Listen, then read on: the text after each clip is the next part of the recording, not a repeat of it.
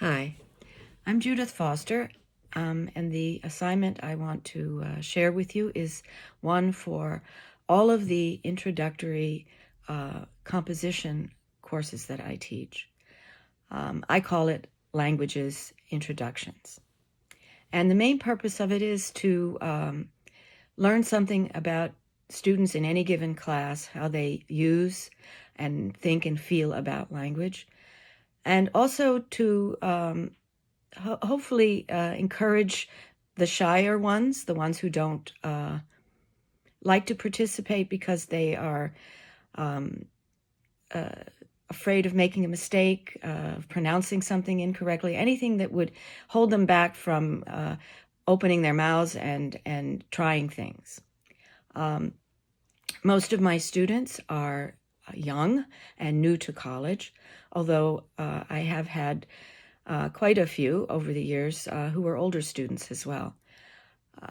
Many have come to LaGuardia from New York City public schools, at least some part of high school, but as many are educated in other countries around the world, and a few of those actually come here with college degrees from those places. This means there is a tremendous variety of styles of learning, educational levels, and certainly languages, great variety of languages that can come into the classroom. And it's important for a teacher to learn about those things in order to tailor the class to the needs of the students.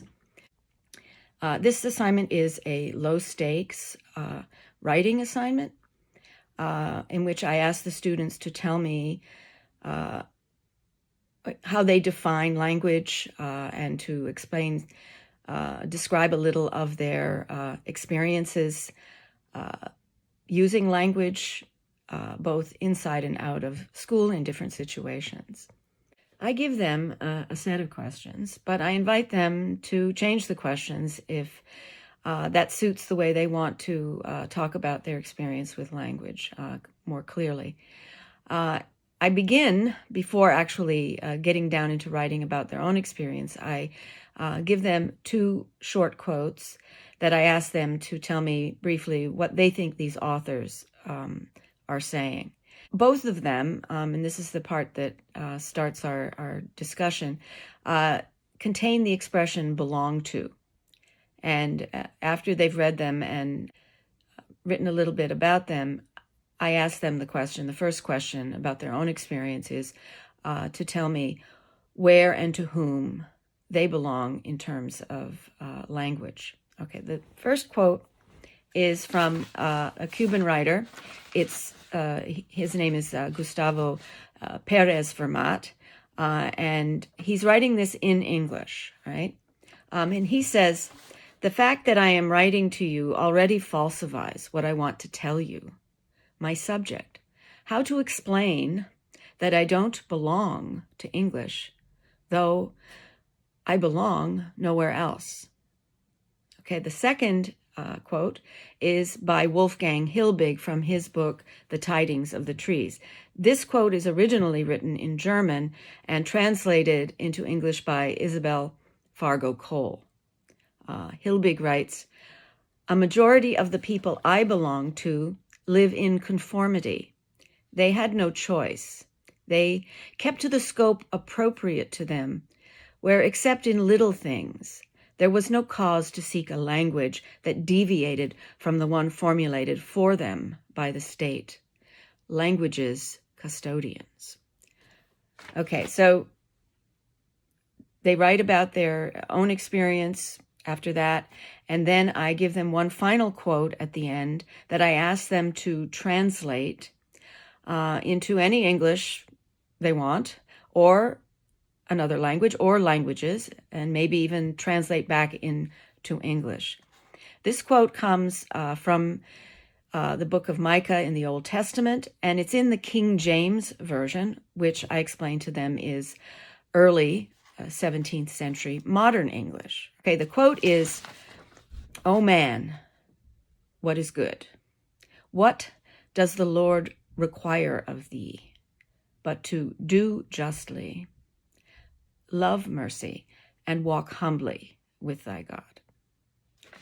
Now, whenever I have done this assignment in the classroom, it has produced a lot of lively discussion, both about the quotes, the translation, and their experience. And it's been the kind of exercise that not only teaches me things about the class, but also tends to open up the class to participation. And we come back to some of the ideas we discuss in this assignment again throughout the semester. Of course, it's not the same now, but I have found, happily, that I can still use this assignment. It has been particularly useful as a replacement of the questionnaire and the diagnostic essay.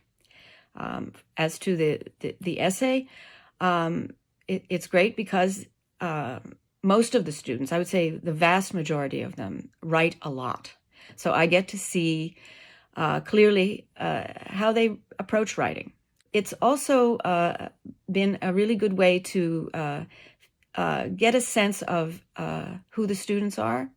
And because I can also, in this assignment, introduce my use of language to them, so they get to know me a little bit. And for many of them, it has opened up a very friendly conversation that gets us off to a really good start in this difficult kind of classroom.